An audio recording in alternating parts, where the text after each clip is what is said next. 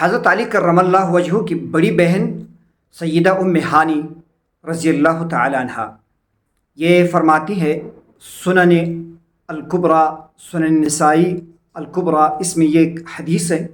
हुज़ूर अलैहिस्सलातु वस्सलाम के पास गई और हुज़ूर अलैहिस्सलातु वस्सलाम से अर्ज़ किया कि एक वजीफ़ा बताए।